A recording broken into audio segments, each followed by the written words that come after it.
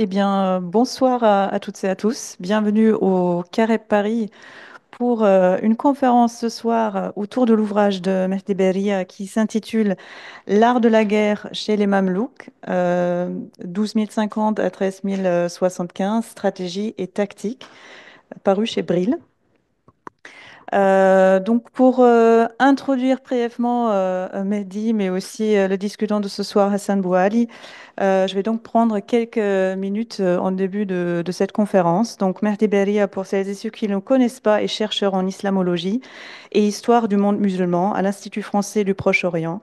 Ses recherches et publications portent sur la pensée et la théologie islamique médiévale et moderne, Ibn Taymiyyah, l'idéologie et le droit du djihad, l'histoire militaire, politique et sociale du monde musulman. Vous êtes actuellement responsable du projet Le djihad médiéval, texte, contexte et pratique, financé par le Bureau central des cultes, et vous avez co-dirigé un certain nombre d'ouvrages, donc je vais nous épargner de les énumérer toutes ce soir. Et donc, vous êtes discuté ce soir par Hassan Bouali, qui est docteur en histoire et spécialiste de l'histoire et de l'historiographie, des deux premières guerres civiles et les plus largement de l'histoire politique, sociale et religieuse des premiers siècles de l'islam. Et vous êtes membre rattaché du Centre d'histoire des sociétés médiévales et modernes, le MEMO, et chercheur associé au Centre français de recherche de la péninsule arabique. Donc un grand merci à vous deux d'être venus ce soir. Et je passe donc la parole à Mehdi qui va prendre une vingtaine de minutes pour nous présenter son ouvrage ce soir. Bonsoir à toutes et à tous. Euh, Tout d'abord, mes remerciements au CAREP donc pour l'accueil et leur invitation et l'opportunité de pouvoir présenter mon livre ici ce soir. Donc ravi d'être parmi vous et très honoré.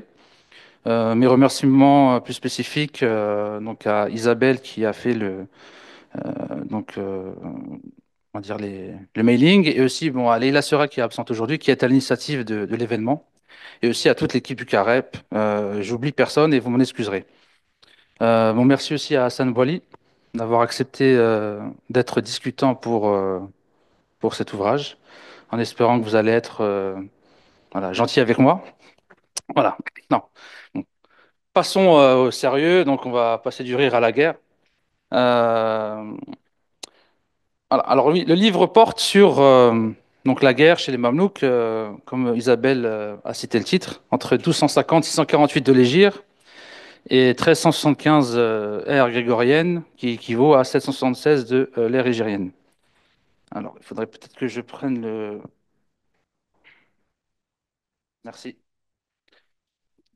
Alors, donc les Mamelouks, rapidement, je ne sais pas si ça fonctionne. D'accord. Est-ce qu'il y a un PowerPoint? Ah, merci.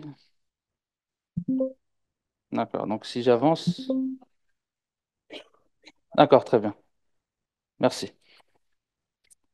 Donc, alors, les Mamelouks, qui sont-ils? Ce sont des esclaves qui vont prendre le pouvoir des mains de leurs maîtres, si vous me permettez l'expression, qui furent donc les Ayyubides, la dynastie dont l'éponyme vient de Saladin, descendant d'Ayoub. Vous avez une carte du sultanat Ayyubide plus ou moins à son apogée. Bien sûr, il y a peut-être quelques nuances à apporter, mais grosso modo, tel était le sultanat Ayyubide à son apogée. Donc soit juste avant la mort ou après la mort de Salah ad-Din al-Ayyubi. Ils vont prendre, donc les Ayyubides étaient les maîtres des Mamelouks et les Mamelouks vont prendre le pouvoir, particulièrement après la croisade de Louis IX, canonisé Saint-Louis. Croisade de 1250. Donc là, vous avez un manuscrit qui montre Saint-Louis, ou Louis IX en partance pour l'Égypte. Alors vous allez me dire croisade, mais pourquoi pas Jérusalem?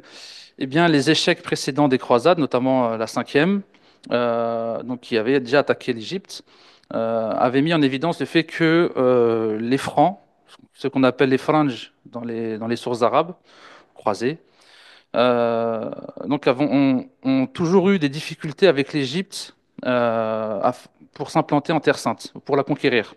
Donc l'objectif n'était pas de directement attaquer Jérusalem, ou les territoires palestiniens actuellement, mais de mettre hors d'état de nuire l'Égypte, qui était quand même un acteur politique, militaire majeur, économique, afin de pouvoir tranquillement, ou du moins plus facilement, prendre possession de la Terre Sainte, dont c'était l'objectif de Louis IX.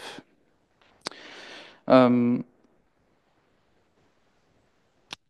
Autre fait majeur, donc là vous avez l'assassinat de Turanshah, mais avant de parler de peut-être l'assassinat de Turanshah, les Mamelouks vont avoir un rôle majeur dans la défaite de la croisade de Louis IX.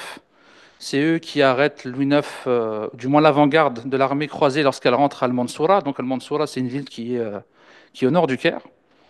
Euh, c'est eux aussi qui initient la contre-attaque et la débâcle de l'armée croisée qui va essayer de reprendre pied jusqu'à Damiette, mais va être arrêté à Fariskour, donc c'est au nord, hein, toujours au nord, entre Damiette et Mansoura. Et les sources, aussi bien musulmanes que chrétiennes, rapportent que ce sont les Mamelouks Bahriya, Barez, c'est écrit Barez en ancien français, qui ont mis fin, on va dire, et obtenu la victoire finale sur l'armée croisée. Pendant cette croisade, meurt le sultan ayyubi de l'époque, qui est Najm ad-Din Salih Ayyub, qui est le maître de ces Mamelouks-là, hein, qui forment un régiment. Je vais y revenir plus en détail par la suite. Il va mourir et son fils, Turan Shah, va arriver, successeur et héritier du trône. En théorie, les choses auraient pu se passer très bien pour lui, puisque il arrive, il y a une victoire écrasante sur les croisés. Le blason des Ayyubides est redoré, après avoir connu des années de lutte interne, même fratricide entre frères, et avoir même pactisé avec l'ennemi de l'époque qui était le croisé. Néanmoins, les choses vont vite dégénérer, puisqu'il arrive, il veut imposer ses mamelouks, donc ses esclaves. Ça, on va dire, pas de rien d'étonnant, hein. Je veux dire, c'est comme aujourd'hui, entre guillemets, on a un nouveau gouvernement qui arrive avec des nouveaux ministres, des nouveaux conseillers. Mais sauf que la manière par laquelle il a voulu procéder va poser problème, puisqu'il veut se débarrasser des mamelouks de son père, donc ceux qui ont obtenu la victoire. Il ne veut pas s'en débarrasser en les exilant, mais en les tuant. Donc il veut comploter contre eux, ils sont informés de cela, et eux-mêmes complotent et l'assassinent. Donc là, vous avez un beau manuscrit qui illustre en fait la mort de Turanshah, et le personnage que vous avez tout au fond, hein, là-bas à gauche, c'est Louis IX qui est en prison, hein, donc qui a été emprisonné par les forces ayyubides. Et face à cela, donc Turanshah meurt. Face à cela, les Mamelouks, il n'y a pas de successeur. Qu'est-ce qu'ils décident de faire, hein? Ils décident de nommer sultane. Donc c'est pas la première fois en islam, mais la deuxième, puisqu'on a déjà eu une femme sultane, donc Ar-Radiya, donc à Delhi, donc quelques années auparavant. Ils décident de nommer donc la concubine ou femme préférée de leur ancien maître, sultane, qui s'appellera, qui a un très bon nom d'ailleurs, hein, Shajarat ad-Dur, l'arbre des perles, l'arbre aux perles, qui va donc devenir la première sultane et qui va par la suite, pour asseoir son pouvoir, se marier avec un des Mamelouks, et c'est le début du sultanat. Donc je passe beaucoup de faits que vous aurez peut-être l'occasion de lire dans le livre. 1250, c'est le début du sultanat. Alors, quand on, euh, quand on voit comment ils ont pris le pouvoir dans un contexte très guerrier, de violence, eh bien, en fait, cette violence guerrière va être la légitimité des Mamelouks. Alors pourquoi? Puisqu'ils vont, donc je ne sais pas si on voit, oui, donc j'ai oublié d'expliquer l'étymologie, hein, de Mamelouk, hein. Malaka Yamliku pour les non-arabisants qui veut dire posséder. Le Mamelouk, c'est le ism maf'ul en arabe, donc le nom passif. Le Mamelouk, ce qui est possédé, et donc l'esclave étant une chose possédée, il a pris euh, donc la connotation d'esclave et par extension l'esclave militaire. Donc il y a l'esclave et l'esclave militaire. La légitimité des Mamelouks, je le disais, va résider dans la violence guerrière, ou plus précisément leur capacité militaire à défendre les territoires de l'islam proche-orientaux. Face à une triple menace, j'y reviendrai plus en détail par la suite. Vous aviez à l'époque à l'est, donc on est en pleine période des invasions mongoles, d'accord, dans le sillage de Gengis Khan. Vous avez sur la côte Alors, je ne sais pas s'il y a le pointeur. Oui, très bien. Voilà. Donc, tout le long de la côte, ce qu'on pourrait dire syro-libanaise aujourd'hui, euh, encore la présence des Francs qui ont été beaucoup affaiblis par les Ayyubides, notamment Saladin, mais qui conservent encore beaucoup de forteresses qui permettent, en quelque sorte, d'être des têtes de pont. Tête de pont, pourquoi? Bah, pour en fait les Européens, puisqu'on est toujours dans l'esprit des croisades. Il y a toujours l'esprit, le rêve de reprendre la Terre Sainte. Les Francs ne vont pas s'allier tout de suite aux Mongols, puisqu'ils vont d'abord les voir comme on va dire des ennemis de la chrétienté, païens. D'ailleurs, Innocent IV a envoyé même des émissaires aux Mongols pour avoir des explications quant au massacre des chrétiens. Mais par la suite, ils vont se lier ou s'allier avec les Mongols, puisque les Mamelouks vont être le premier ennemi. Troisième menace, qui est liée à la première et à la seconde, c'est le royaume d'Arménie-Cilicie. En arabe, on l'appelle Bilad al-Sis ou la Bilad al-Armène. Sis, puisque c'était la capitale du royaume arménien, qui va de première heure s'allier aux Mongols afin de récupérer quelques gains territoriaux, économiques, etc. Donc la situation du monde musulman à l'époque est très critique et si on regarde un peu sur la longue durée, ça a été l'une des périodes les plus difficiles au niveau politique, militaire, mais aussi économique.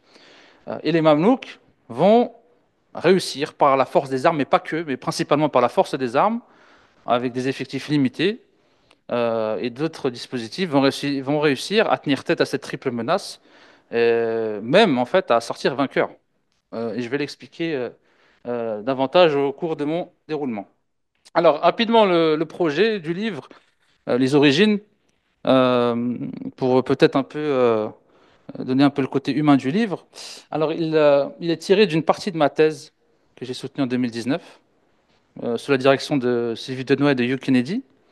Donc le livre contient uniquement la partie pratico-pratique de la guerre, donc stratégie et tactique.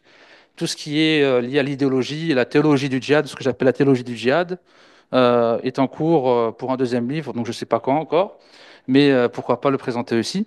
J'ai pas pu mettre tout, sinon ça faisait un trop gros livre. Et ce projet de thèse, en fait, lui-même s'inscrit dans la suite de mon Master 2. J'avais fait un mémoire sur la bataille de Chakrab, qui est la dernière grande bataille entre les Mamelouks et les Ilkhanides, les Mongols. Et donc j'avais fait le constat qu'il n'y avait pas d'études globales sur l'art de la guerre des Mamelouks, aussi bien donc les deux dynasties. Les Mamelouks, il y a deux dynasties, il y a les Bahriya, qu'on appelle les Barites en français, et les Circassiens, en arabe les Jarakissa. Donc Circassiens de Circassie, hein, dans le Caucase actuel. Bien évidemment, il aurait été trop ambitieux de faire les deux dynasties, et j'ai décidé de faire bon, la première, hein, la Bahriya, euh, puisque c'est aussi là où il y a, on va dire, le sultanat en fait est fondé, et que, on va dire, les batailles décisives vont être lancées. Les seuls travaux qu'on trouve sur les Mamelouks, il y en a, hein, d'un côté, sur les questions militaires dites Mamelouks, ça concerne principalement euh, une bataille, ou bien un siège, ou bien un personnage, un chef de guerre. Mais il n'y a jamais eu en fait d'études qui se voulaient être holistiques dans l'approche avec différents types de sources, mais aussi, on va dire, englober soit une dynastie ou peut-être, on va dire, on va dire plusieurs décennies, à part l'ouvrage de Reven Amitai. Mais j'ai décidé en fait d'aller au-delà donc il s'arrête dans son livre en 1280 et d'englober en fait quasiment toute la première dynastie pour avoir, on va dire, une vision globale de l'art de la guerre mamelouk. Et dans le livre, j'essaye en fait de faire la lumière sur les mécanismes en fait autour desquels s'articulait la conduite et la pratique de la guerre de l'armée mamelouk sur environ à peu près 125 ans, et principalement dans le billet de Shem, puisque le billet de Shem a été le principal théâtre d'opération de l'armée mamelouk face à ses différents ennemis.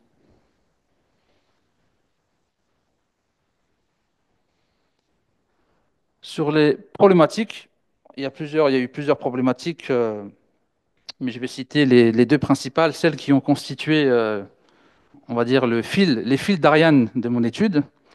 Alors, je me suis posé cette question. La première, c'est comment cette armée est-elle devenue l'une des plus performantes, voire la plus performante dans le Proche et Moyen-Orient médiéval.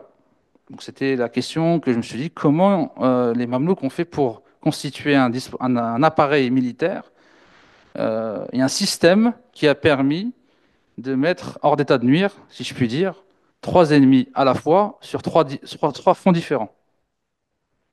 La deuxième problématique majeure de mon étude, c'était voilà, comment expliquer les exploits militaires des Mamelouks et leur victoire finale face à la triple menace que je viens de citer, donc mongole, franque et arménienne.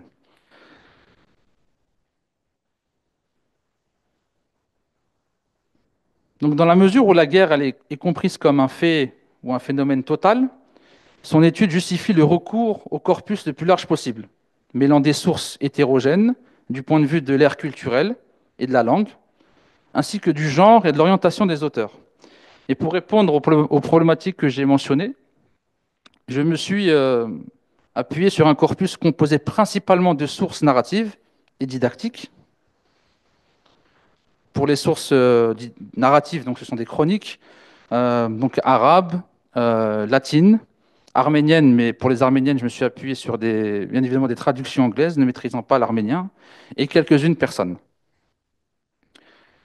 Donc par les sources didactiques, il faut entendre tout ce qui est traité de guerre, de Furussia, les miroirs aux princes, qui ont été très largement négligés par les Mameloukisans dans leurs travaux sur les questions militaires mamelouks, ce qui est un peu paradoxal, puisque comment étudier l'objet guerre sans les sources qui lui ont été consacrées à cette époque-là. Lorsque cela s'est avéré nécessaire, j'ai fait aussi appel dans une moindre mesure aux sources religieuses et dites biobibliographiques. Donc quand je dis sources religieuses, ça peut aller des traités on peut dire de Aqida, de croyances, jusqu'au tafsir, en passant, donc l'exégèse, en passant par les chapitres de jurisprudence dédiés au djihad, à la guerre. Mais ils ont été beaucoup moins nombreux que les deux premiers types de sources, puisque, comme je l'ai dit, ce livre est consacré uniquement à l'aspect pratico-pratique de la guerre. L'aspect théologique, idéologique, religieux de la guerre, bien sûr, les sources religieuses et littérature, là, sont abondantes et fera, j'espère, l'objet d'un second ouvrage. Enfin, j'ai aussi mobilisé l'archéologie et l'iconographie, donc qui se sont avérées très importantes en fait dans le croisement des sources, hein, je l'expliquerai peut-être ultérieurement s'il y a une question là-dessus, sur la méthodologie. Au total, j'ai utilisé à peu près plus d'une centaine de sources, majoritairement arabes, mais pas que, comme je le disais, donc, notamment de nombreuses sources latines, arméniennes, persanes, en plus de l'archéologie et de l'iconographie.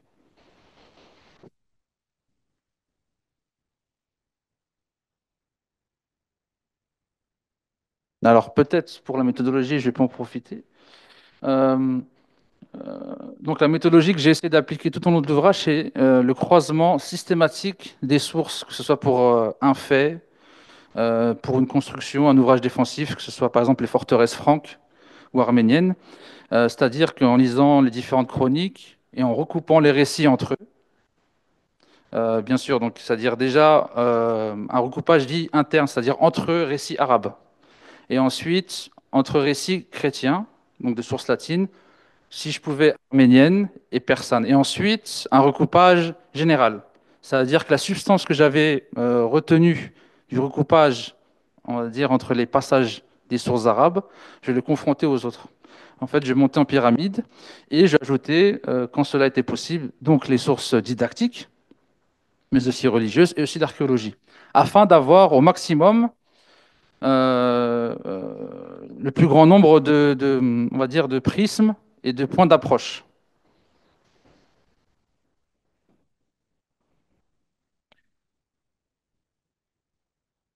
Concernant la structure du livre,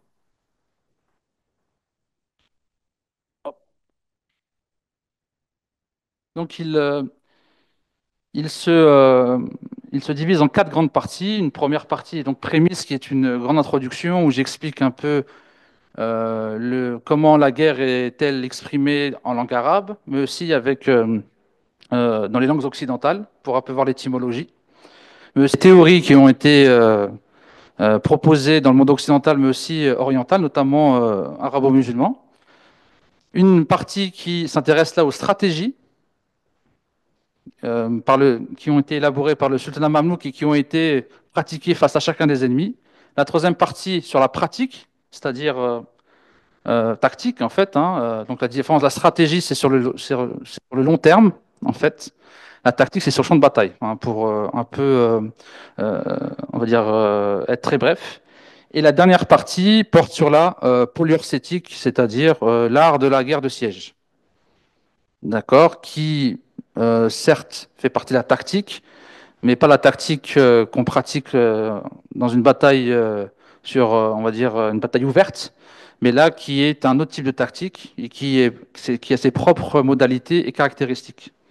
Donc c'est pour ça que j'ai décidé d'aborder le sujet dans une partie indépendante. Peut-être faudrait-il que je précise que je n'ai pas pris en compte le front nubien. Pourquoi? Donc, effectivement, donc, si on regarde plus globalement, les Mamelouks ont dû affronter, Bahriya, je parle, quatre adversaires, de la Nubie, donc au sud. J'ai décidé de ne pas l'intégrer pour plusieurs raisons. Déjà, il y a eu pas mal de travaux faits, notamment ceux de Robin Seniobos, mais aussi la guerre qui a été conduite face aux Nubiens a été beaucoup moins intense. C'est un front qui était le moins inquiétant, concrètement, les Nubiens n'ont jamais représenté une menace mortelle pour le sultanat, comparé aux Mongols, par exemple. Les affrontements ont été moins denses, et la stratégie mamelouk a été plus une stratégie militaire, mais il y a aussi une stratégie plus, on va dire, d'utilisation des Bédouins, on pourrait en reparler, en fait, pour abattre le royaume de Nubie, qui va s'islamiser, s'arabiser au fil des siècles. Donc ça, c'est le premier point. Je n'ai pas aussi intégré la marine mamelouk.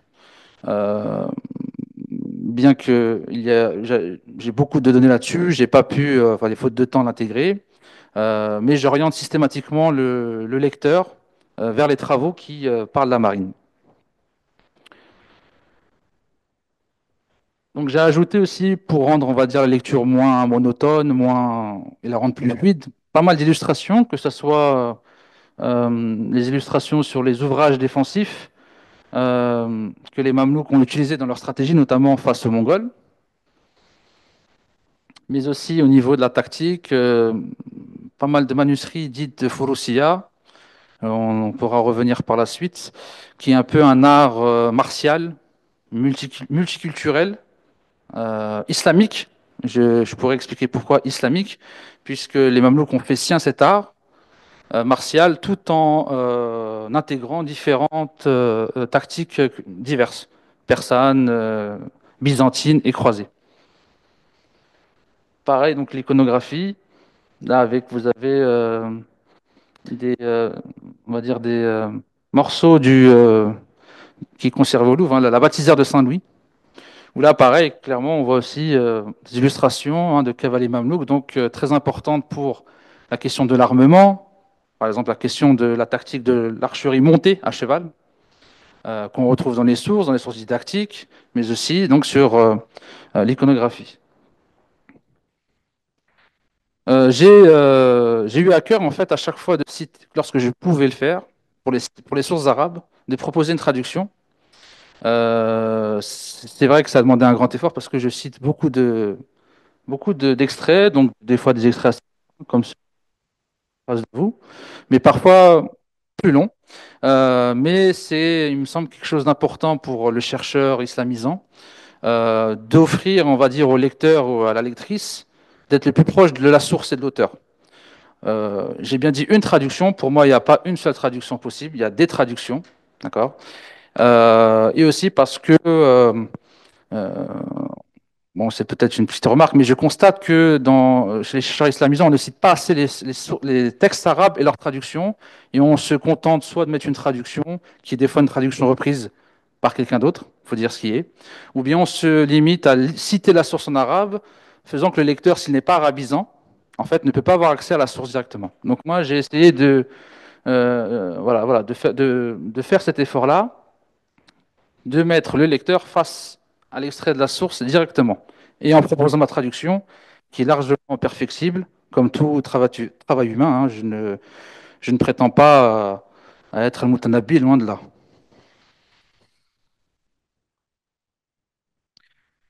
Peut-être qu'il faudrait que j'accélère, parce que je vais accélérer. Alors, au niveau des conclusions, en fait, du livre, en fait, rapidement, au niveau de la stratégie, euh, bon, je fais un peu un récapitulatif hein, de ces années, de ces centaines de sources analysées. On constate que Sultana, il a adapté une stratégie pour chacun de ses adversaires selon son profil, selon sa puissance, selon ses capacités. Par exemple, contre les Mongols, qui étaient bien plus nombreux, qui pouvaient mobiliser beaucoup plus donc, de combattants, mais aussi de logistique, les Mamelouks ont toujours eu, à 90% des cas, une stratégie ultra défensive, attentiste.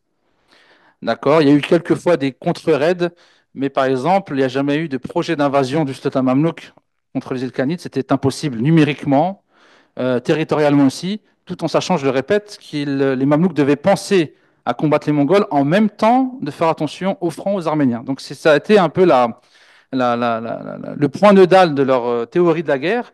C'est comment je peux faire pour me défendre face à l'ennemi A, le plus dangereux, tout en gardant un œil sur l'ennemi B et C. Et voilà. Par contre, par contre, donc le but était de fatiguer les Mongols, hein, de les laisser rentrer en Syrie, de toujours jouer sur aussi le climat, mais aussi les forteresses pour éviter qu'ils prennent appui sur le terrain, et en fait de leur livrer bataille. Hein. Il y a eu 6 affrontements, ou plutôt 5 affrontements majeurs contre les Mongols et les Ilkhanides. Il y a eu une seule défaite de la part des Mamelouks. Donc, ce qui pose la question que sur le champ de bataille, on va dire homme contre homme, face à face, il y a eu une supériorité militaire. Je pourrais y revenir là-dessus. Contre les Francs, alors là, c'est tout le contraire. C'est une stratégie ultra-offensive. On pourrait même dire d'une guerre d'usure. Le dilemme des Mamelouks était que le long de la syro-libanaise, on a des Francs qui peuvent accueillir d'autres forces croisées supplémentaires, s'alliant avec les Mongols. L'idée de prendre la Syrie en étau, ou le Chem. Face à ce dilemme-là, les Mamelouks en menant une politique, on va dire, attentiste face aux Mongols. Par contre, en fait, il fallait liquider les bastions francs. Et ce qui a fonctionné, puisque en à peine 30 ans, donc les premiers sièges, les premiers raids de Mamelouks sont Baybars 1263-64, si je ne dis pas de bêtises, voire 1265. La prise de Caesarea, Césarée, si je ne dis pas de bêtises, jusqu'à la chute d'Acre, on est à moins de 30 ans. Donc en moins de 30 ans, les Mamelouks ont mis fin à la présence franque politique. Ça veut dire que toute la côte syro-libanaise n'était plus franque. Face à cela, pour éviter un retour des Francs, les Mamelouks avaient une stratégie, on va dire on peut dire de démantèlement, démolition quasi systématique des forteresses franques qui étaient sur la côte. Pourquoi? Le but était d'éviter que si une nouvelle croisade arrive, que les Francs puissent reprendre pied afin de lancer de nouvelles attaques. Contre l'Arménie, alors là, c'est pareil, c'est une stratégie d'usure. Les Arméniens n'étaient pas les plus inquiétants, mais ils étaient gênants puisqu'à chaque fois que les Mongols attaquaient, les Arméniens étant les fidèles alliés des Ilkhanides, ils attaquaient avec eux. Ça s'est au début plusieurs raids dévastateurs en Arménie, pillage, butin, esclaves. Lorsque les Ilkhanides ont commencé à se convertir, que la paix est devenue officielle et que les Ilkhanides n'ont plus inquiété sur les Mamelouks, là on va voir un changement de stratégie où les Mamelouks vont commencer à être une stratégie de conquête. Petit à petit, ils vont annexer, conquérir les territoires du royaume d'Arménie-Cilicie jusqu'à sa chute hein, en 1375. Donc le royaume d'Arménie a été complètement annexé au final par les Mamelouks.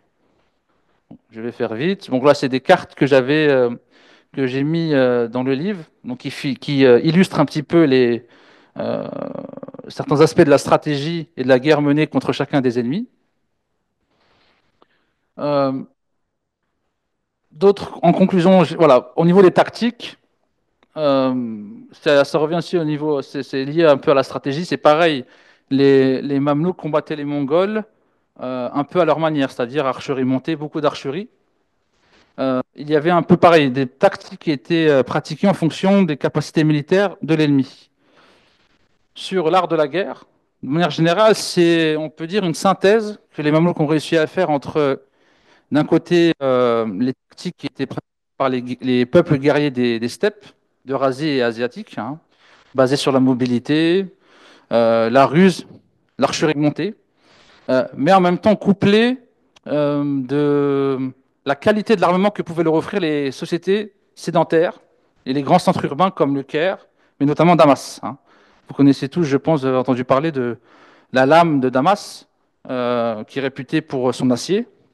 Donc on a aussi dans les chroniques beaucoup d'éléments d'information sur les centres, sortes de centres manufacturiers d'armes pour les arcs, les sabres, euh, les armures. Donc, développement d'une puissance de tir aux effets dévastateurs aussi. Euh, donc là, ce sont des manuscrits de traités didactiques, des illustrations de manuscrits didactiques. On peut se dire, oui, c'est juste pour faire beau, c'est des enluminures, que ça n'a jamais été pratiqué, mais voilà un exemple concret du recoupement des sources qui est important pour l'historien et qui doit être systématiquement fait, puisque cet exercice-là, par exemple, que vous avez à gauche, hein, on voyait les cavaliers qui galopent et qui tirent en dessous d'un mât. Cet exercice-là, il est aussi décrit dans les sources narratives. Ça s'appelle le jeu du Krabak. L'idée est que le cavalier, donc c'est un tir de dextérité, de précision, le cavalier doit passer sous le mât. Parfois, on rapporte qu'il y a une cage d'oiseau avec un oiseau à l'intérieur. Le cavalier doit décocher une flèche afin d'activer en fait la porte de la cage et laisser l'oiseau s'enfuir, partir. On a beaucoup de descriptions de cet exercice-là et d'autres, hein, les sources didactiques et aussi dans les manuscrits. Krabak, pour information aussi, on le retrouve déjà mentionné dans le voyage de Ahmed bin Fadlan, donc voyage au pays des Turcs, où il parle de cet exercice-là déjà, quand il visite les peuplades turques, les steppes. Je vais accélérer. Donc là, vous avez pareil des illustrations d'exercices de cavalerie pour travailler ce qu'on peut dire la rasabiya, hein, l'esprit de corps. D'accord? Chaque drapeau que vous avez représente la position d'un cavalier qui doit, euh, au moment donné par le commandant, en fait, effectuer cette position afin de former, on va dire, une forme. Et tout ça, l'esprit de corps pour les cavaliers, c'est très important en champ de bataille. Puisqu'en champ de bataille, hein, vous imaginez bien, on n'a pas le temps de crier. En fait, tout fonctionne avec le son ou les drapeaux. Et donc en polyurcétique, des hautes compétences, on pourra peut-être y revenir si M. Boily me pose des questions là-dessus, parce que c'est important. Donc la puissance de feu au niveau de la polyurcétique des Mamelouks a fait la différence, en fait, et on le voit en termes d'efficacité sur la prise des forteresses franques arméniennes. D'accord? Donc là aussi, on trouve des illustrations dans les traités didactiques qui correspondent avec les descriptions qu'on a des sièges dans les sources narratives. Par exemple, là vous le voyez bien, ça ce sont les trébuchets à contrepoids. Ce qu'on appelle en arabe al-sunduq, le contrepoids il est là, d'accord? euh, Cité dans les sources narratives. Donc là, vous avez par exemple al-sunduq, et là, non, c'est là pas la bonne, je vois pas s'il y a des. Il y a attraction et à contrepoids. Donc là, vous avez par exemple une réplique en fait d'un trébuchet à contrepoids. Donc ça, c'est en France. Pareil, donc là, dans les forteresses actuelles en Jordanie, au Liban, en Syrie, on trouve en fait encore des projectiles en fait qui étaient utilisés par l'armée mamelouk lors des sièges face aux Francs et aux Arméniens. Alors en perspective de recherche, je finirai là-dessus et je m'excuse d'avance pour le retard. Euh, Voilà, il faute de temps, j'ai pas pu intégrer ces éléments-là, mais qui, je pense, sont intéressantes à plus d'un titre, par exemple sur l'anthropologie guerrière. Ramener la bataille au niveau du soldat. Comment le soldat, le combattant mamelouk, ressentit la guerre, les souffrances, les émotions. Il y a pas mal d'informations là-dessus dans les sources narratives. Donc ça peut faire en fait l'objet d'un travail de mémoire ou d'une thèse hein, ou d'un livre. Au niveau de l'idéologie guerrière des Mamelouks, notamment celle du djihad, et c'est un peu l'objet de mon second livre que je suis en train d'écrire, hein. Au-delà des faits guerriers, pourquoi la période Mamelouk est souvent vue comme étant celle d'une revivification de l'idéologie du djihad? Au-delà des Mamelouks, est-ce qu'il n'y a pas d'autres acteurs qui participent en fait à revivifier cette idéologie-là? Euh, et est-ce qu'il n'y a pas une spécificité mamelouk en ce qui concerne le djihad? Car encore aujourd'hui, lorsqu'on évoque le phénomène du djihadisme contemporain ou d'autres groupuscules se réclamant de cette idéologie-là, beaucoup d'idéologues citent des auteurs de l'époque mamelouk. Donc la question se pose pourquoi? Et enfin, euh, la dernière perspective, c'est que comment expliquer un peu le succès des Bahriya, donc de la première dynastie, et la défaite des Circassiens qui vont en fait disparaître sous les jougs des Ottomans. Mais sous les Circassiens, il y a d'autres. C'est un autre type de guerre, dans le sens même au niveau de l'idéologie. Si les Mamelouks Bahriya ont dû combattre pour la plupart du temps des non-musulmans, sauf à un moment les Ilkhanides quand ils se convertissent à l'islam, les Circassiens vont devoir combattre plusieurs puissances musulmanes. Les Ottomans, les confédérations turkmènes, les Séfévides, donc duodécimains, euh, les Portugais, donc qui ne sont pas musulmans, mais je veux dire, et Tamerlan, donc l'idéologie change en fait. Donc là, on est dans le djihad, mais quel type de djihad? Comment légitimer ce djihad? Voilà. D'autres questions bon, que je n'ai pas malheureusement le temps d'aborder avec vous, enfin du moins tout de suite, et bon, je m'excuse pour le temps dépassé. Je vous remercie de votre attention aussi. Beaucoup, cher Mehdi. Je tiens aussi à remercier le CAREP pour l'organisation et pour l'accueil euh, chaleureux qu'on a reçu aujourd'hui. Alors, j'ai tout d'abord une première question. Alors, j'aimerais aussi resituer un petit peu votre ouvrage, tout d'abord dans l'historiographie, puisque votre ouvrage, en fait, est une contribution importante à, à l'histoire de la guerre, en fait. La guerre comme objet d'histoire en islam médiéval. Je m'interrogeais, j'aimerais en fait savoir quels sont les auteurs qui ont pu vous influencer en fait dans vos réflexions pour étudier justement la guerre en tant que phénomène social et en tant qu'objet d'histoire dans le contexte de l'islam médiéval, qu'il s'agisse d'auteurs, disons, spécialistes de l'islam médiéval ou plus largement de la guerre. Voilà. Merci pour cette question. Alors, alors les auteurs, j'ai été influencé un peu par tout le monde, on va dire. Aussi bien les auteurs classiques, donc depuis, si on prend Sun Tzu, d'accord, et de tout type, de différentes ères civilisationnelles, on va dire. Donc Chine, mais aussi byzantine, si on prend Végès, Frontin, voilà, les auteurs classiques jusqu'à Clausewitz. Voilà. Donc en fait, moi, je les ai presque tous lus et donc ça m'a assez influencé sur l'approche de la guerre qui est en fait quand on lit tout ça, hein, la plupart ce sont des auteurs qui ont pratiqué la guerre. C'est ça qui est aussi intéressant, pas tous, mais une grande partie. Et des fois, surtout aujourd'hui, en fait, c'est un peu difficile à entendre, mais la réalité nous le fait rappeler, c'est que la guerre, comme disait Gaston Boutoul, qui est un polémologue, la guerre, c'est la matrice de l'histoire humaine. C'est une triste réalité. Et Dieu merci, il y a beaucoup plus de temps de paix que de guerre. Mais la guerre fait partie de la vie des hommes, comme il le dit dans son ouvrage. Et donc là, il est force de constater qu'aujourd'hui, hein, l'écriture du livre s'est faite en fait au début de la guerre, l'attaque russe contre l'Ukraine. s'est ajouté le conflit au Proche-Orient, et on voit bien que la guerre revient sur le premier plan aujourd'hui.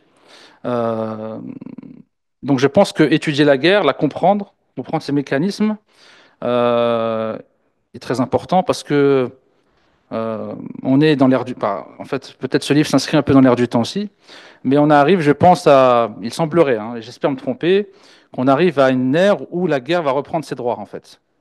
Ces droits que lui avait privés, et d'un côté, heureusement, le droit international qui s'effondre.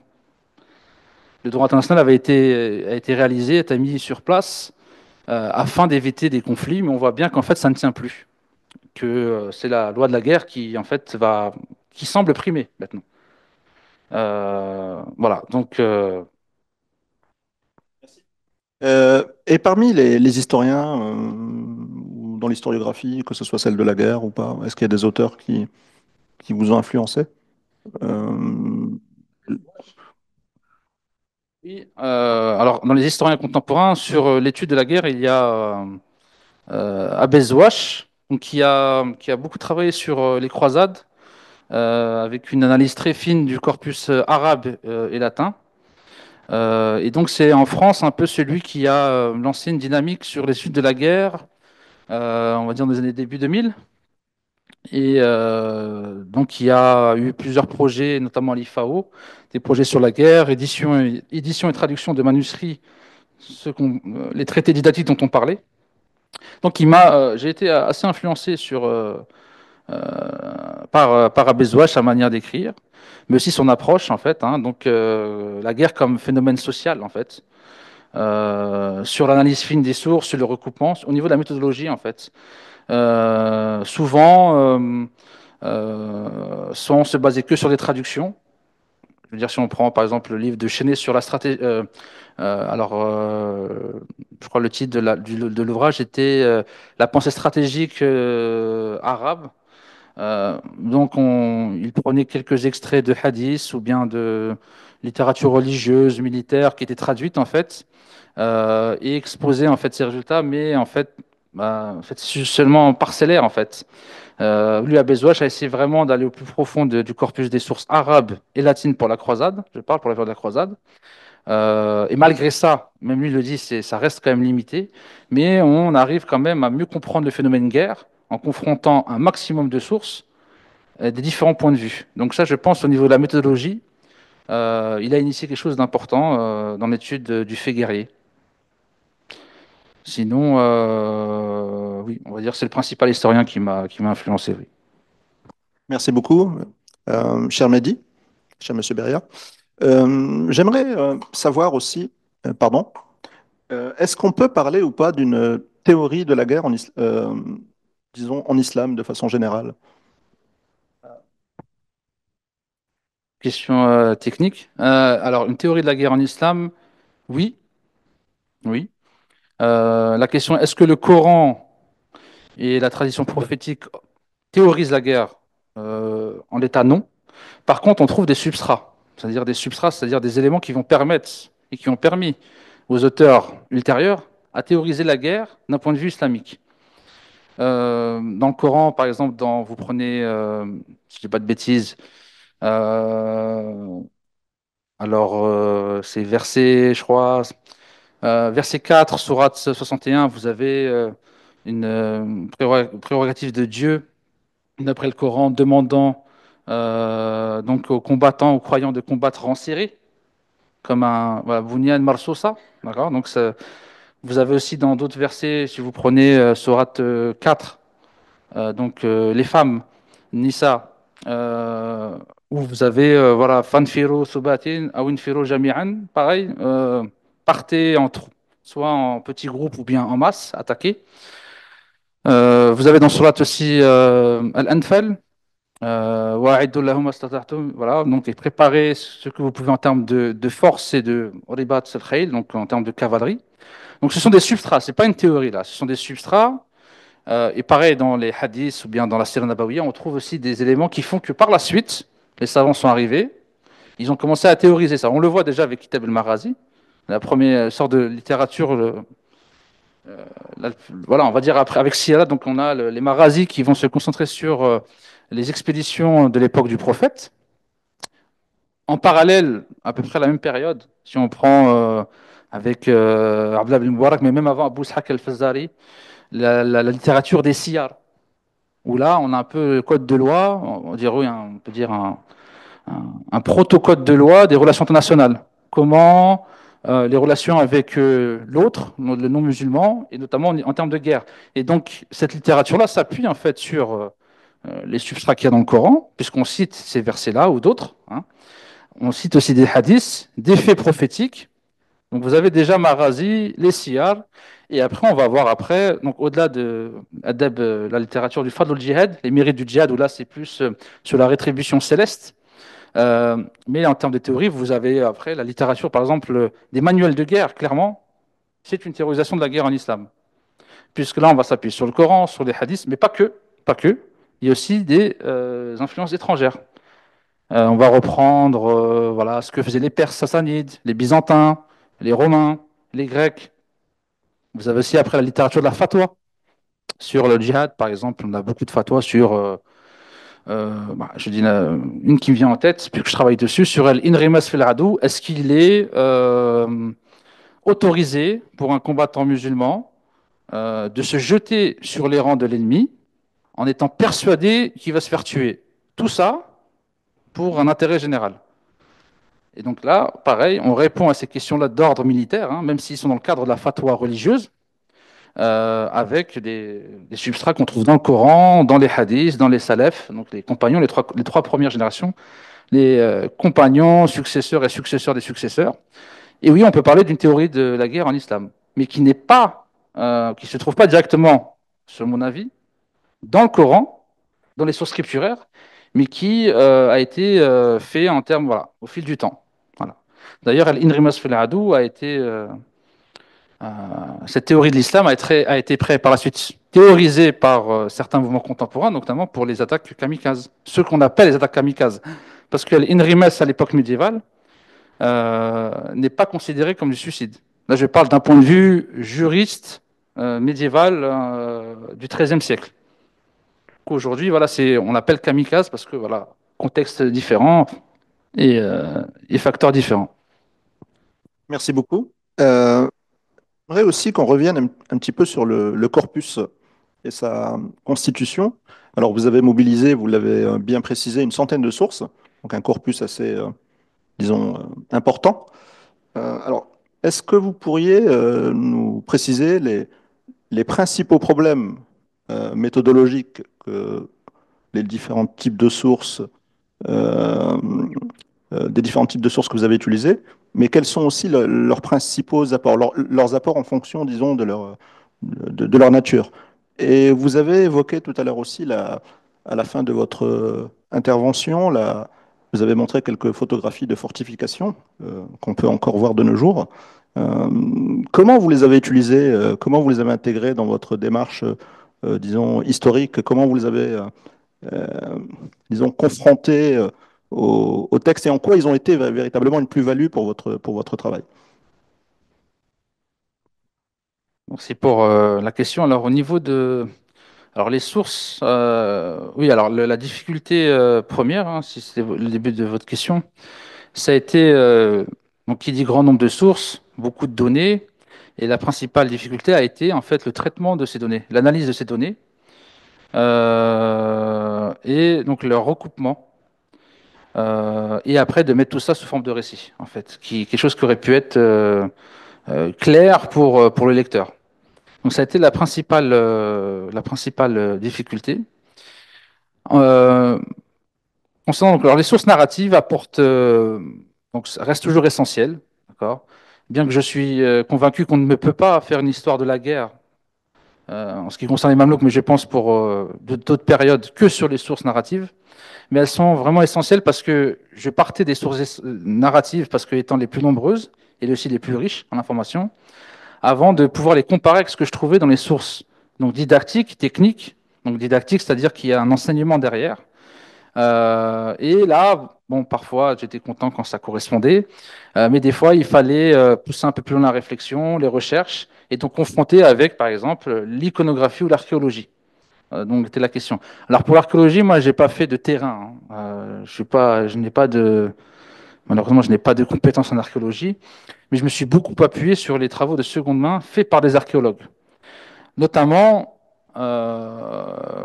l'étude de Michael Fulton, donc, qui m'a transmis pas mal de ces photos qu'il avait prises lui sur le terrain, qui a un ouvrage sur la polyurcétique à l'ère des croisades, qui reste pour moi la référence, hein, sur le sujet, et qui lui, au-delà de toucher le matériel, l'analyser, a même fait des tests physiques et mathématiques.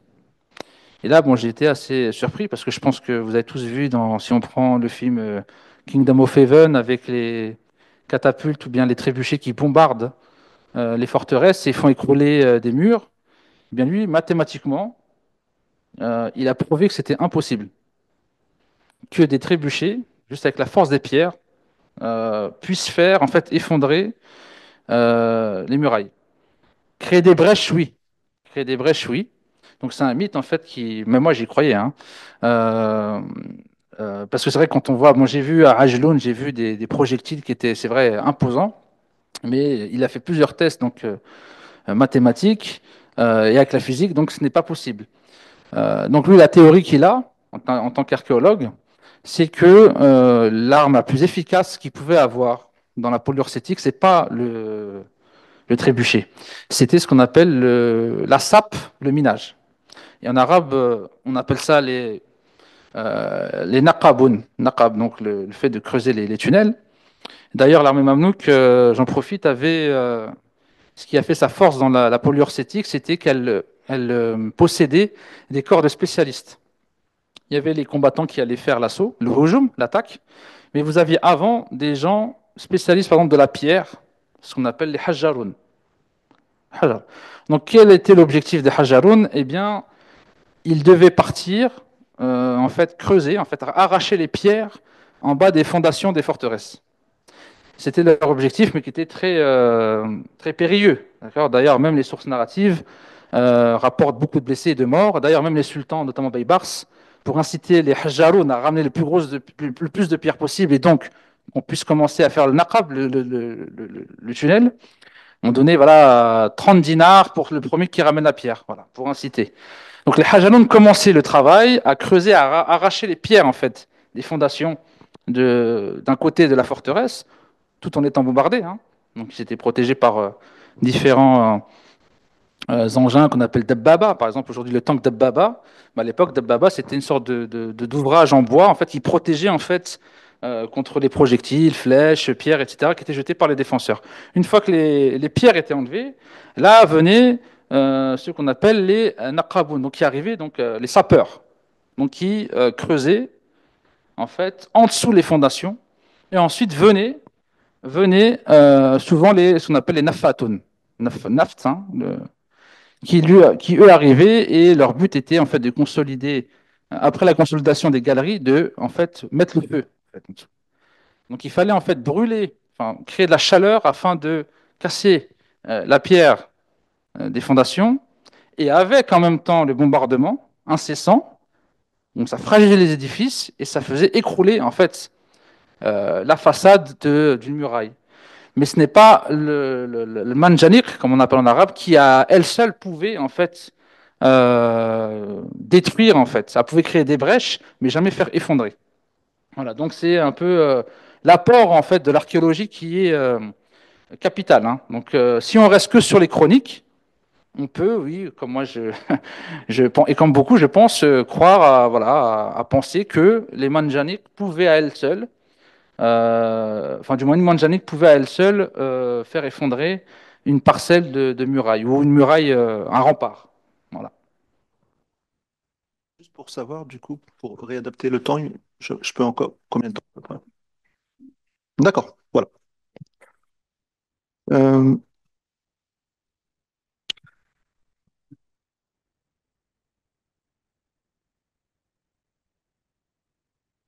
oui, alors un point important dans votre ouvrage que vous abordez, c'est une stratégie de guerre en fait pas forcément et qui peut paraître surprenante, puisqu'elle est indissociable de la diplomatie. La Houdna, est-ce que vous pourriez développer cet aspect de l'art de la guerre mamelouk? Ouais. Merci pour la question. Alors, oui, la Houdna. Oui, souvent, diplomatie aujourd'hui ne rime pas avec guerre. Souvent, la diplomatie avant de faire parler les armes. Les Mamelouks ont utilisé la diplomatie à des fins de guerre. Et ça, on le voit pas avec les Mongols, puisque en lien avec leur stratégie défensive, donc il y a eu peut-être des trêves, si on peut dire, il y a eu une paix. Ça, c'est pas pareil qu'une Huna. Une Huna, c'est une trêve, c'est-à-dire une cessation d'hostilité pendant un certain temps. Avec les Francs et les Arméniens, mais surtout avec les Francs, donc les Mamelouks qui ont plusieurs fronts à gérer, lorsqu'ils voient que les Francs, donc qui ne sont pas, on va dire, n'ont pas un pouvoir de nuisance comparable aux Mongols, néanmoins, après avoir fait une conquête ou avoir eu un affrontement avec les Mongols, il y a toujours un temps de repos nécessaire aux troupes mamelouques qui sont toujours limitées, hein, je le disais. Eh bien, on va passer des hudna, des trêves entre autorités mamelouques et franques. Voilà, on va pas, par exemple, on va pas attaquer telle place forte, d'accord, on se met d'accord, mais à la condition que, eh bien, par exemple, voilà, on va partager ces terres-là, vous avez interdiction de construire des ouvrages défensifs, d'accord, donc de vous renforcer, donc différentes clauses comme ça, par exemple, de ne pas aider les Mongols à nous attaquer, si des musulmans trouvent refuge chez vous, vous devez les protéger, et vice-versa, donc des clauses souvent, on va dire, en faveur des Mamelouks, puisque ce sont eux qui ont le dessus. Et bien en fait, ces clauses-là, ces hudna, quand on les lit en parallèle aux activités des Mamelouks sur d'autres fronts, on se rend compte qu'en fait, elles permettent soit aux Mamelouks de, je le disais, un peu se reposer, ou du moins de digérer des gains territoriaux qu'ils ont eus, et qui ne peuvent pas en fait relancer un effort de guerre immédiat. Et c'est pour ça que, voilà. Et en fait, ces clauses aussi prépare la suite. C'est-à-dire que quand on demande aux Francs de ne plus se renforcer ou de ne pas se renforcer, de ne pas construire une autre tour, de ne même pas rénover des tours défensives, c'est parce qu'il y a l'objectif plus tard de l'attaquer. Et ça, ce qui confirme ça, c'est qu'il y a pas mal de princes francs qui ont refusé en fait ces clauses-là, et donc qui a amené à la guerre directement. Et dans tous les cas, ceux qui ont signé des Houdna, par la suite, ils ont été conquis. Voilà. Donc là, on voit bien, et les Arméniens, c'est pareil, l'imposition d'un tribut très lourd afin d'asphyxier les finances du royaume d'Arménie-Cilicie, qui ne peut plus soit rénover les forteresses, qui ne peut plus payer ses soldats, donc fait que petit à petit, il devient encore plus vulnérable, et lorsque les Mamelouks décident d'attaquer, ils frappent fort. Voilà. Donc là, on a un exemple voilà, de diplomatie donc qui va un peu à l'encontre de ce qu'on entend aujourd'hui, hein, la diplomatie, une diplomatie de guerre peut-être, on pourrait dire, ou au service de la guerre, puisque concrètement, elle a permis aux Mamelouks d'avoir des gains territoriaux sans pour autant porter la guerre directement. Merci beaucoup, cher Monsieur Beria. Donc si le public a des questions, j'espère, n'hésitez pas. Bonjour, merci pour cette intervention importante. J'aimerais bien poser une question par rapport au manuel de guerre en langue arabe qui ont été affichés. Est-ce que c'était fait dans une construction didactique et particulière, c'est-à-dire il y a une école de guerre, il y a des grades, c'est fait, ou bien c'est des efforts personnels singuliers? Merci. Merci pour cette question. Alors, les traités qui ont été, du moins les quelques illustrations que j'ai montrées, donc les traités de Furussia notamment. Alors, les auteurs ont des différents statuts. Vous avez des sortes de Oudaba, des sortes de lettrés, qui en fait, comme aujourd'hui, on va dire que le foot est le sport populaire. Donc à l'époque, la Furussia était pratiquée même par les civils. Et on a des gens qui, voilà, par passion, en fait, ils écrivent. Alors, eux ne sont pas créateurs de contenu, si je pourrais dire. Ils recopient peut-être un manuscrit et on trouve ces emprunts dans des traités abbassides. Par contre, vous avez ce qu'on appelle, on appelle aujourd'hui encore asatida, des professeurs, des maîtres de Furusiyya. Il faut savoir que la Furusiyya avait différentes branches, ce qu'on appelle furu'. Vous aviez bon, Saif, Rumh, Dabbous, etc. Donc Dabbous, c'est la masse d'armes, Rumh, la lance, Saif, bon, le sabre. Par exemple, vous avez Kitab al-Furusiyya wa Manasib al-Harbiyya de Najm Hassan al-Rammah. Rammah, donc le maître lancier, qui lui, en fait, c'était un maître de lance, un spécialiste de la lance. Et il a proposé ce qu'on appelle des bunouds, on va dire des sortes d'amendements, je ne sais pas, 72 bunouds qui sont très connus à l'époque mamelouk et qui permettent en fait à l'apprenti d'apprendre voilà, comment attaquer dans telle situation, comment parer un coup, etc. Donc vous aviez des passionnés, des professionnels, on pourrait dire, des professionnels, et vous aviez aussi on va dire, un peu une passion, enfin, je sais pas comment on pourrait dire ça, un regain en fait d'intérêt de cette littérature-là, de l'époque abbasside. Pourquoi je dis ça? Parce que l'époque mamelouk est l'époque où euh, on va dire, les manuscrits de Furusiyya, leur plus grand nombre date de l'époque mamelouk. Des fois, on va parler de Kisra, ils vont parler des Mu'tasim, de calife abbasside. Et quand vous avez dans le colophon, c'est voilà, 1300, 1280. Ce qui montre que la Furusiyya à l'époque, c'était un peu quelque chose de très populaire, c'était une passion partagée par tous. Et aussi les sultans, j'ai oublié. Par exemple, on a, pour un peu compléter votre question, au-delà des traités didactiques, on a par exemple des défilés militaires, mais aussi des compétitions, ce qu'on pourrait dire, euh, voilà, de Furusiyya dans les rues et les chroniques. Donc, quand on compare avec les traités didactiques, décrivent qu'il y a beaucoup de gens qui viennent voir et ils décrivent les mêmes jeux que vous avez. Et là, les sultans participent. Des fois, ça peut être pour la circoncision d'un enfant, d'un prince, d'un émir, un mariage. Tout est bon. En fait, toute occasion est bonne pour faire la fouroussia. Alors après la fouroussia, si on va un peu plus loin, c'est un art martial. Ça permet aux combattants de se former. Ça peut être une passion, mais c'est aussi un message social qui est envoyé par les Mamelouks, les autorités politiques. C'est pour dire que voilà, nous sommes les maîtres de la guerre puisque, comme je vous le disais, les Mamelouks n'ont que comme légitimité, en fait, la guerre. Ils sont étrangers, hein, ils sont pas autochtones, ils sont pas arabes, ils sont néo-convertis. Je caricature un peu, ils parlent pas très bien l'arabe. Certains vont être savants, hein, vont être très, très, très versés en langue arabe. Ils n'ont pas de nasab. Souvent, on leur dit la généalogie, fils d'esclaves, fils d'esclaves. Donc, la seule chose qui leur permet d'être reconnus socialement, une raison d'être, c'était la guerre. Et donc la Furusiyya, hein, c'est pas anodin que on a beaucoup de traités de Furusiyya, on a même des commandes d'émirs et de sultans.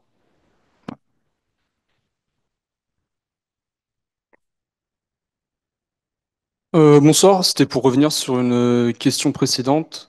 Vous avez évoqué la pensée stratégique arabe et vous avez aussi évoqué des savants musulmans qui ont codifié le djihad. Mais je voulais savoir, est-ce qu'il y avait des, comment dire, des théoriciens profanes, voire séculaires, arabes, qui seraient l'équivalent de Clausewitz ou de Jomini ou de Sun Tzu? C'est pour votre question. Donc vous parlez pour l'époque médiévale, c'est ça? Non, pour la période contemporaine, Contemporaine. voire post-Narda. Alors là, je ne saurais pas vous répondre. Je ne saurais pas vous répondre, honnêtement. Ok, merci. Merci pour votre question. Bah, ça me permettra de chercher en tout cas. Merci.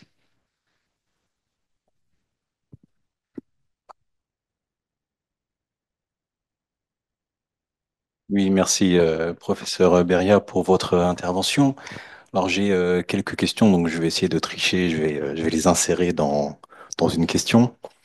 Donc, on est au XIIIe siècle, donc c'est l'émergence, c'est 1250, vous avez dit? D'accord. Donc, on est à quelques années de la chute des Abbassides. Du coup, comment s'articule la chute des Abbassides avec l'émergence donc des Mamelouks? La deuxième question, c'est est-ce qu'il y avait une prétention au califat?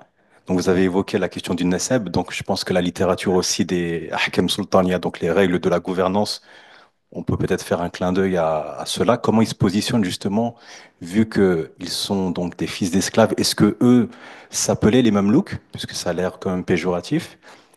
Et qu'est-ce qu'ils pensaient justement sur la question du califat, puisque les théoriciens, en tout cas les plus célèbres théoriciens des règles de gouvernance imposent en condition donc le nasab, donc le fait d'être arabe, et en plus d'être arabe, d'être quraïchite. Donc comment il se positionnait par rapport à la question du califat.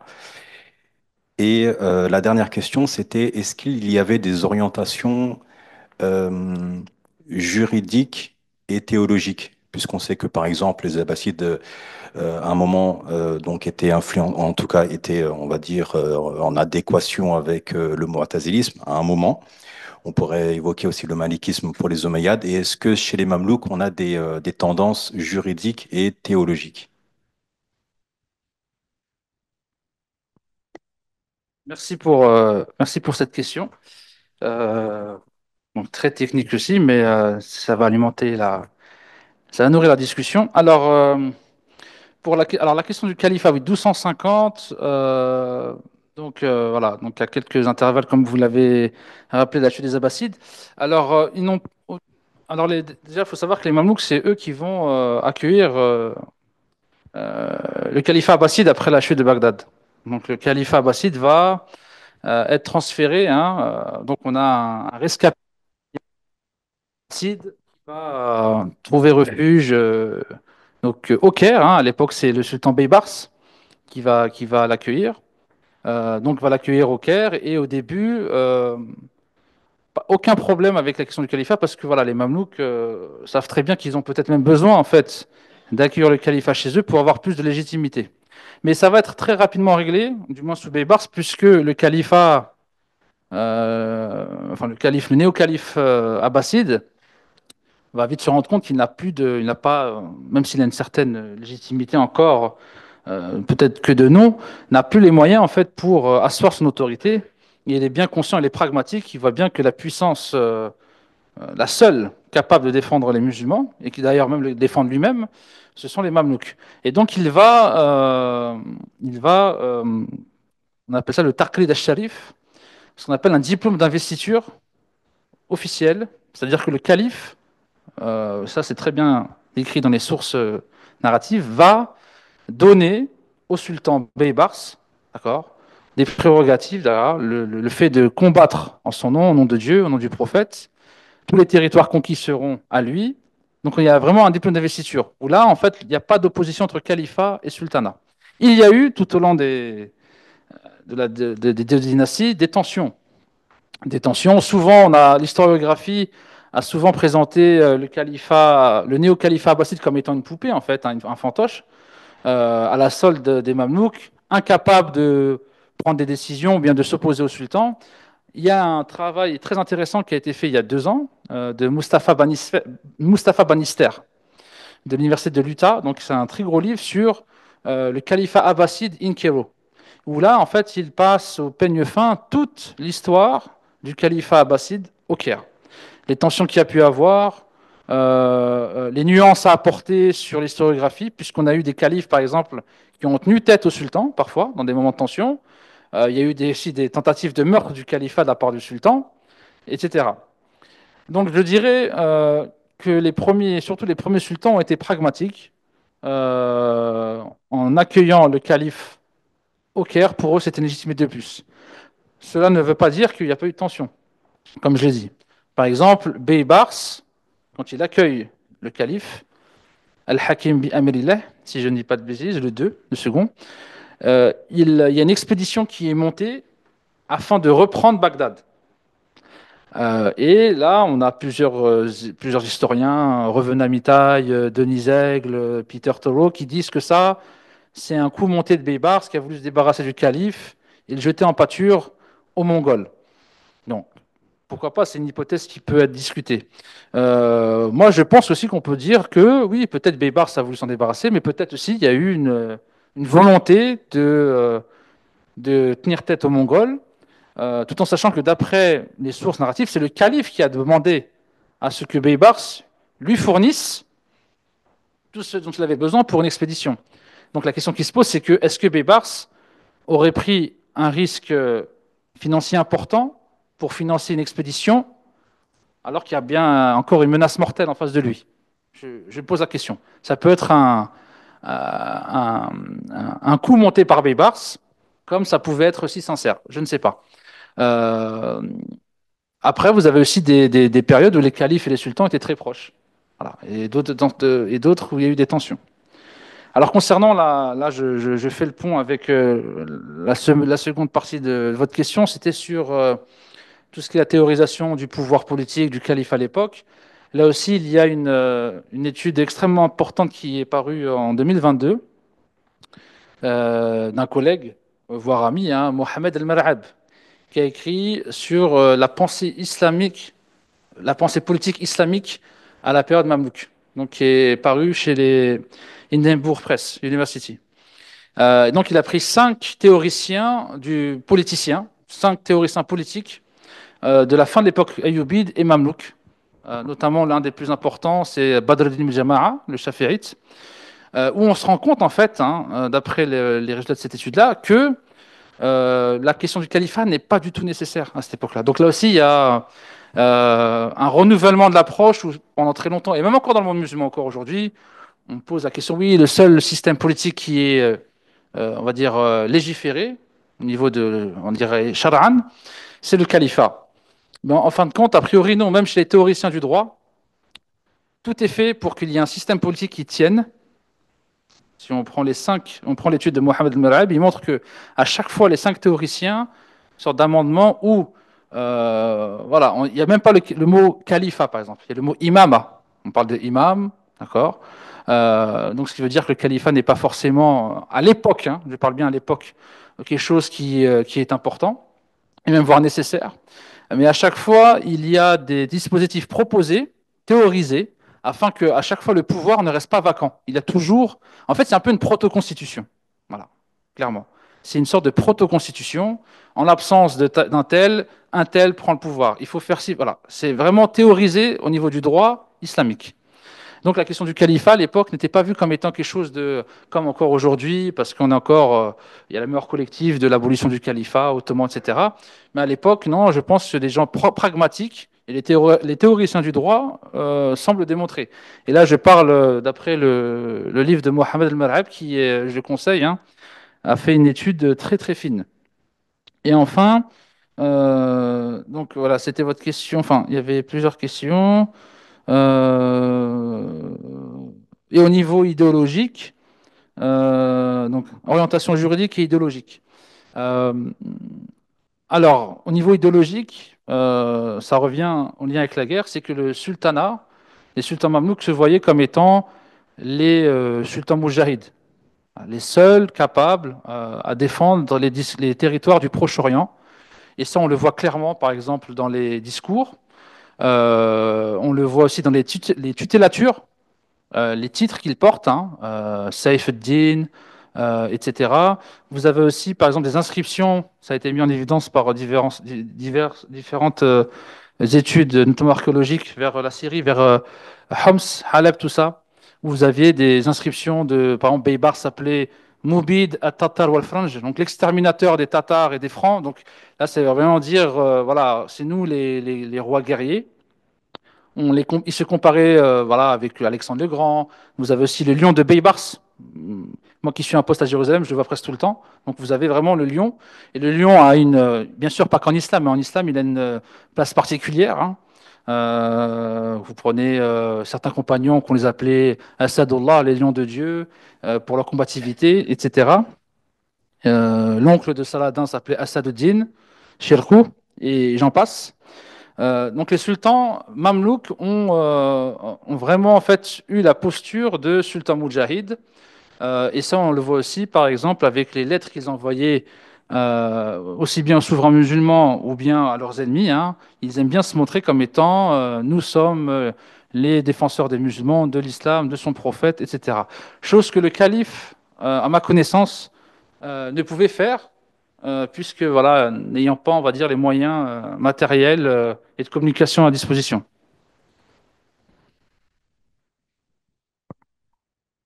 Nous devons prendre des questions des personnes connectées sur Internet.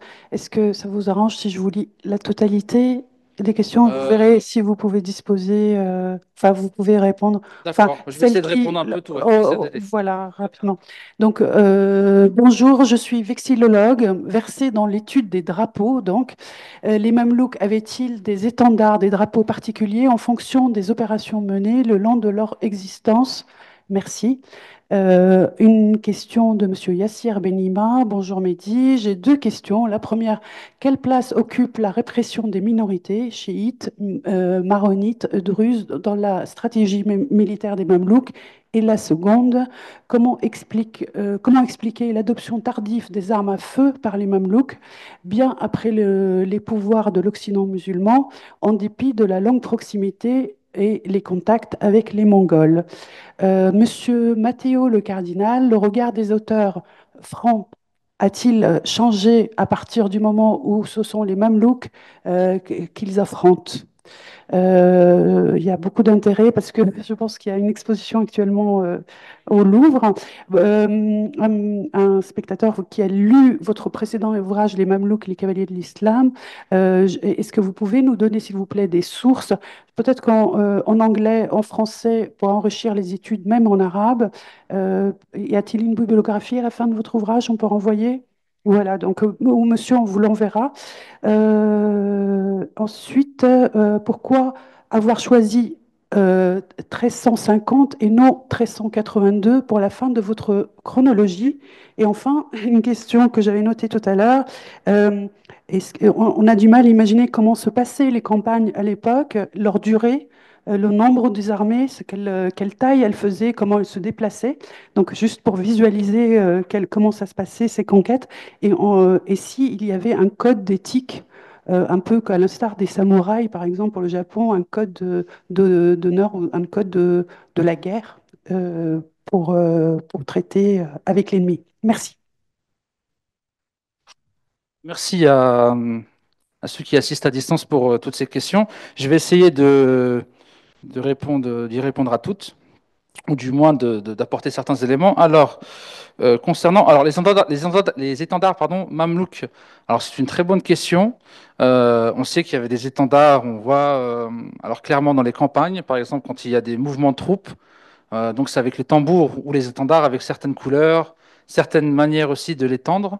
Alors, mais je n'ai pas d'éléments descriptifs en fait à donner sur les couleurs, etc. Donc c'est des voilà, c'est ça. Il faudrait peut-être voir, je pense, dans les musées qui conservent certaines pièces. C'est pas impossible, hein. Peut-être que je sais pas, Napoléon lorsqu'il est allé en Égypte, il est revenu, il a dû peut-être en ramener. Il faudrait peut-être voir aussi à Istanbul, puisque l'Empire ottoman en fait, a mis à bas a battu pardon, le sultan Mamelouk, donc a dû reprendre des étendards. Mais là-dessus, sur la description de des étendards, pardon, je ne pourrais pas apporter d'autres éléments, uniquement le fait que oui, ils sont mentionnés dans les campagnes, en fait, et qu'ils ont un but, on va dire, très important, parce que en fait, c'est ordonner les mouvements de troupes, donc on a des manœuvres, en plus des tambours. Sur la répression, oui, des minorités dans la stratégie mamelouk. Alors oui, il y a, j'ai envie de dire, beaucoup de choses à dire, mais je vais essayer d'être très succinct. Alors, le chiisme en tant que tel a été vu à l'époque euh, comme étant, on va dire, alors je ne parle même pas des religieux, hein. Les religieux, si vous prenez certains comme Ibn Taymiyyah et d'autres, bon là, la chose est classée. Mais il faut toujours contextualiser. Les Ilkhanides, quand ils vont se convertir, donc déjà Ahmed Tekouda va se convertir, mais va se faire assassiner. Donc on est déjà dans les années 1280. Le premier qui va se convertir et qui donc à sa suite aussi en masse pas mal de conversions, c'est Razan. Et c'est pas très bien. Est-ce que c'est on peut parler de sunnisme ou de chiisme à l'époque parce que on sait même c'est certains Mongols qui se réclamaient du sunnisme, hein, des émirs et par la suite avaient toujours des tendances à garder des croyances chamanistes. Gengis Khanid, etc. Donc, pareil, la conversion, hein, c'est un peu comme la dernière question au niveau de la guerre, en fait. Concrètement, voilà, quelqu'un qui se convertit à l'époque, il peut avoir plusieurs motifs de conversion, déjà, d'une. Même si c'est une conversion sincère, il va pas, voilà, il y aura toujours des relents, peut-être, de ses croyances ancestrales. Et ça, on le voit bien dans les travaux des ulama. Ibn Taymiyyah, c'est peut-être le plus pointu, puisque lui, bon, même s'il exagère sûrement, est parti voir les Mongols dans leur camp quand ils ont envahi la Syrie, à Damas, il y a eu des exactions, et il a vu en fait leur pratique. Donc il dit certains prient pas, certains disent que Mohammed, le prophète, est comme Gengis Khan. En fait, il parle avec eux, en fait, et il se rend compte que, oui, ils se disent musulmans, mais en fait, ils sont pour lui à côté de la plaque. Voilà, pour lui. Et pour d'autres, hein, vous prenez, euh, je veux dire, la plupart des savants sunnites de l'époque, le chiisme, étant donné que c'était la religion par la suite des Ilkhanides, parce que après Razan, c'est un peu un islam, je sais pas comment on va dire, c'est un syncrétisme religieux, il y a de l'islam, il y a du christianisme. Ok, c'est pas grave, on est musulman, mais on peut attaquer la Syrie, donc qui est musulmane, en grande partie, on ramène avec nous des Géorgiens, des Arméniens, qui sont les pires ennemis des musulmans de l'époque. Donc en fait, les gens ne comprennent pas. Ils disent, mais c'est quoi cet islam? Je parle d'un point de vue religieux des Mamelouks. Par contre, pour certains, c'est un renouvellement, voilà, du côté des Ilkhanides, hein. Ils disent que nous, on vient revigorifier l'islam. Vous êtes, ce qu'on parlait tout à l'heure du Nessef, vous êtes des esclaves. Voilà, vous connaissez même pas le nom de vos parents, etc. Vous êtes des néo-convertis, etc.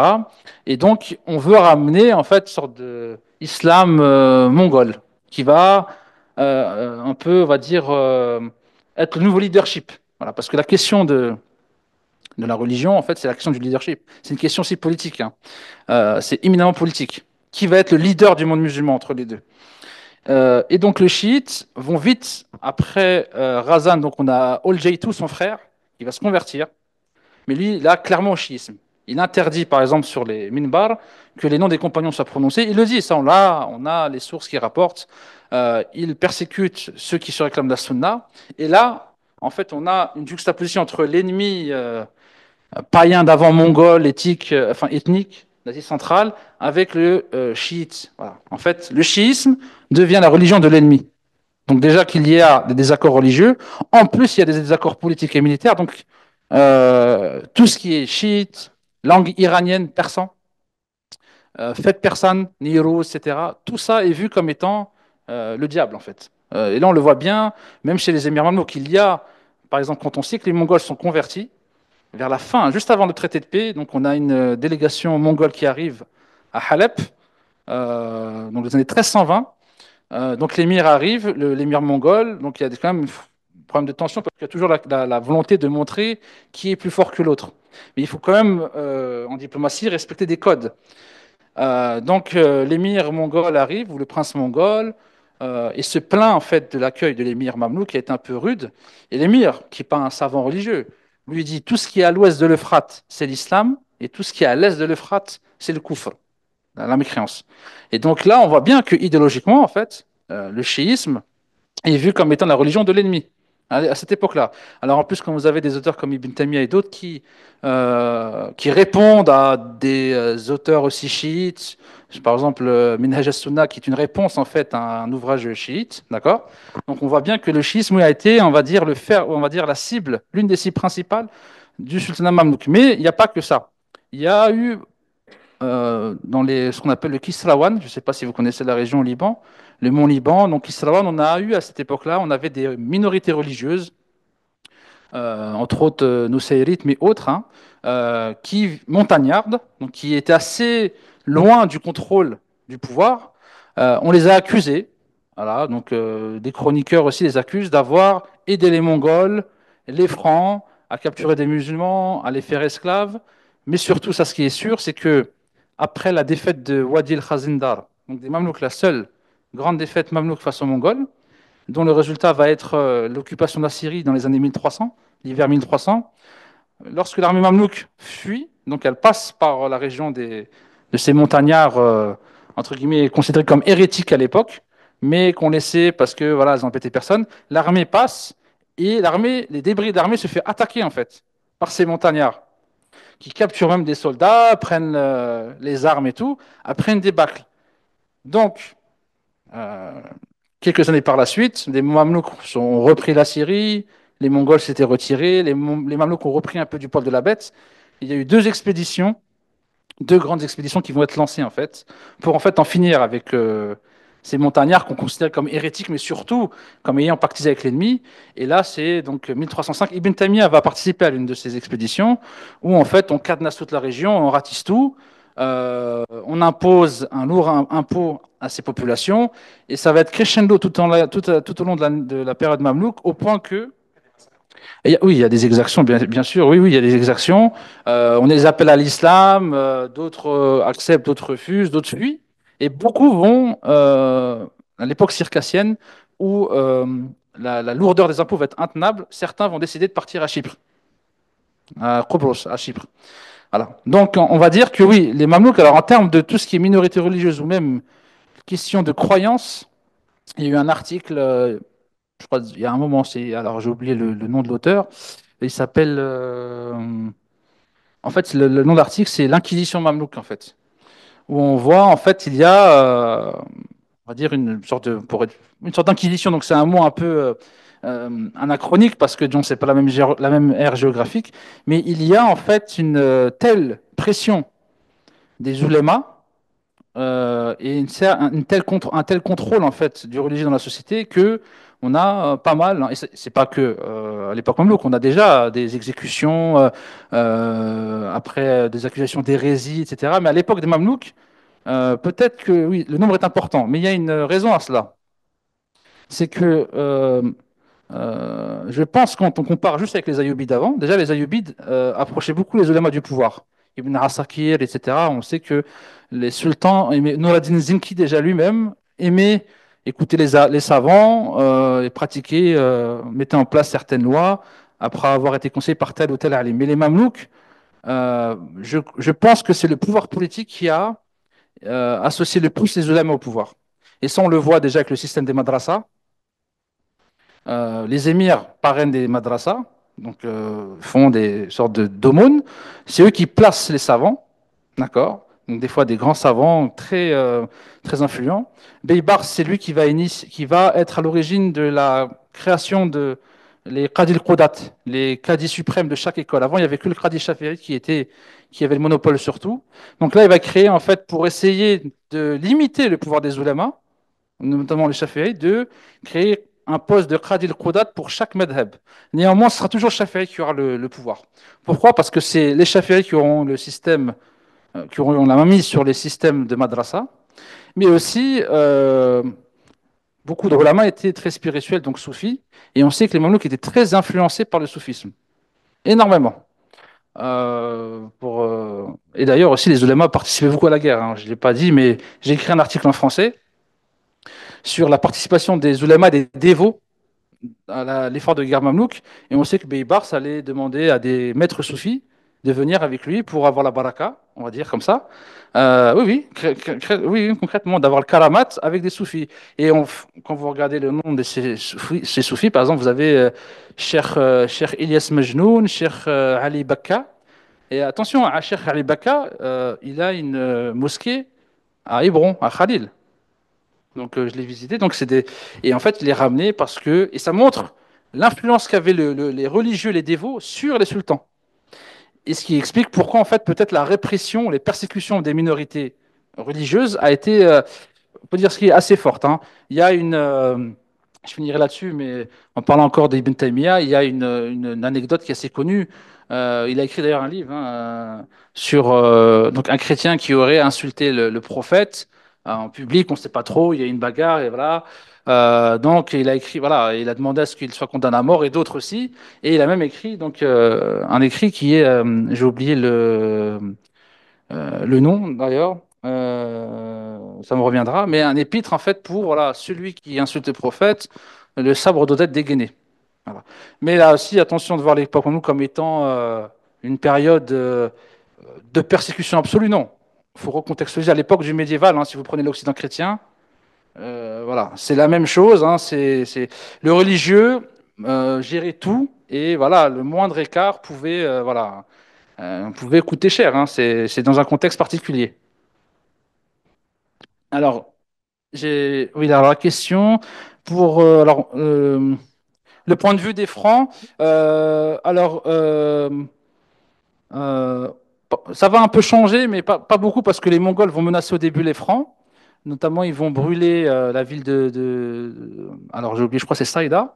Après, ils vont vite s'allier. Donc, les auteurs francs ne vont pas avoir un point de vue très positif des Mamelouks. Non, non, au contraire, ils se plaignent et même incitent les autorités occidentales chrétiennes, hein, d'Europe chrétienne, à intervenir pour venir les aider.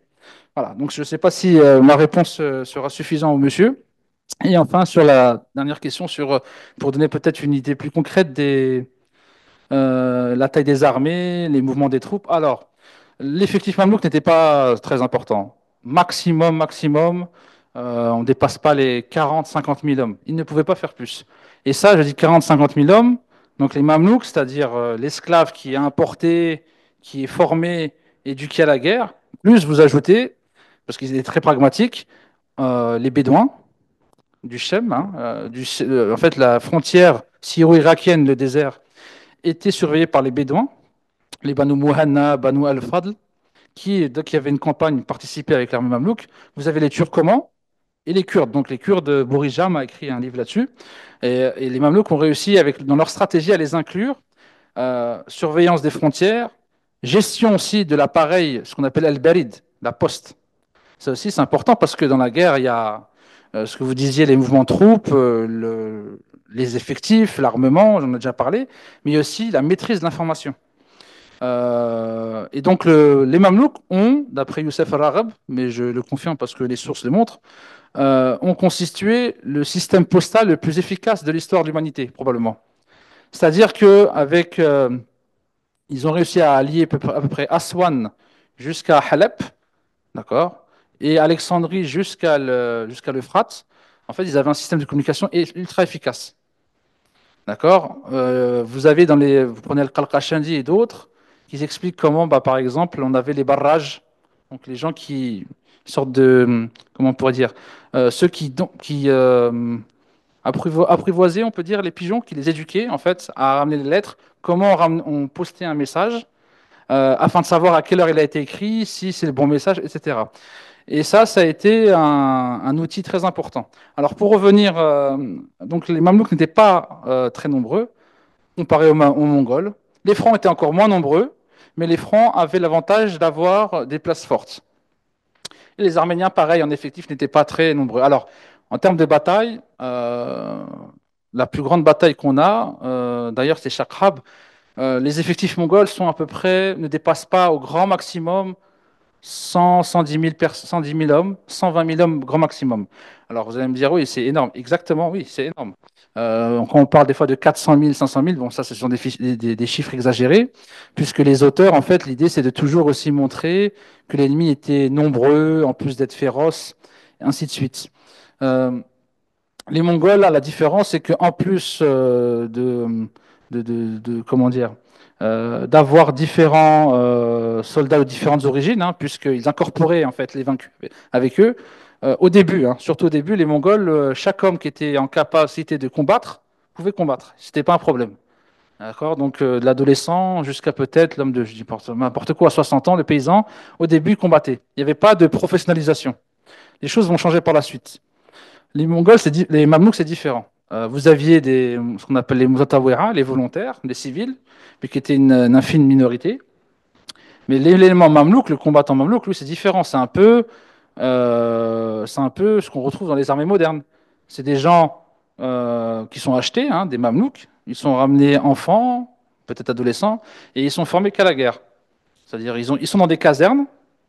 Ils ont des maîtres de Fouroussia d'armes, ce que je disais au monsieur, hein, on leur apprend la lance, d'accord. Et c'est très, comment dire, il y a un protocole. Par exemple, l'enfant qui a 6 ans ou je sais pas telle taille, telle musculature, on va lui passer un sabre qui correspond à sa force. Mais il va s'entraîner. Par exemple, on a des illustrations avec des mottes de terre, d'accord, et il doit frapper tant de fois sur le flanc droit, tant de fois sur le flanc gauche. Ça, tous les jours. Vous avez la lutte, ce qu'on appelle Syrah, le tir à l'arc. Vous avez même des épreuves de traverser le Nil avec des armures. On a ça.